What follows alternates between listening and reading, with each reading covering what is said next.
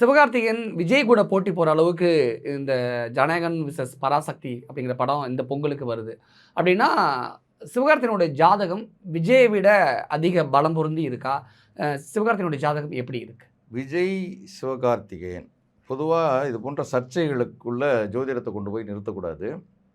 இருந்தாலும் இன்றைக்கு வெகுஜன மக்கள் இது போன்ற ஒரு ஆர்வத்தில் இருக்கிறாங்கன்றதுனால சில விஷயங்களை நம்ம வெளிப்படையாக பேச வேண்டியிருக்கு. விஜய் என்பது ராகு என்ற கிரகத்தினுடைய ஆதிக்கம். ராகு உயர்த்தி படிப்படியாக பின்னால் அந்த நிலையில் கீழ் இருக்குவார்.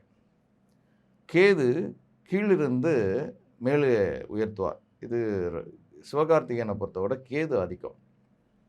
இப்போ அவருடைய பிறந்த நாள் என்பது 1980 17 பிப்ரவரி அப்படின்னு இணையதளத்தில் இருக்குது. இன்னொரு பக்கம் பார்த்தோம்னா 85 பிறந்திருக்கிறாரு அப்படின்ற ஒரு செய்தி. அதாவது 17/2/1985. இப்போ இதை உறுதிப்படுத்திக்க முடியல. ஆனால் ஒரு செய்தி நமக்கு தெரியும். இவருடைய டீனேஜில் அவங்க அப்பா கொல்லப்பட்டார் அப்படின்ற ஒரு செய்தி. அப்படி பார்த்திங்கன்னா 1985 தான் ஓரளவு சரியாக இருக்குது. இன்றைக்கு அவருக்கு 40 வயது என்ற நிலையில் இன்றைக்கு வளர்ந்து வரக்கூடிய ஒரு மகா நடிகராக இருக்கிறார். பொதுவாக சிவகார்த்திகேயனுடைய படங்கள் ஜனரஞ்சகமாக இருக்கும்.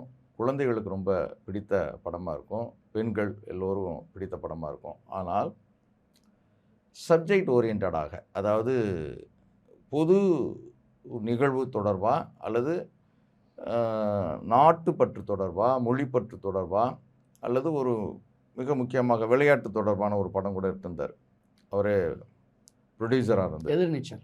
இது போன்ற படங்கள் எடுக்கும்போது அது அவருக்கு பேரையும் புகழையும் தருவதோடு நஷ்டமடையாத ஒரு நிலையை ஏற்படுத்தும். அவருக்கு இயல்பாகவே கேது என்ற கிரகம் சேவை தொடர்பானது. மற்றவர்களுக்கு நீங்கள் ஏதாவது செய்தி சொல்கிறீங்களா? மற்றவர்களுடைய நலன்களில் நீங்கள் கவனம் செலுத்துகிறீர்களா? மற்றவர்களுடைய உயர்வுக்கு நீங்கள் பாடுபடுகிறீர்களா? அப்படின்னா கேது உதவி செய்வார். அப்படி இல்லைன்னா உங்களுக்கு எந்தவித உதவியும் கிடைக்காது.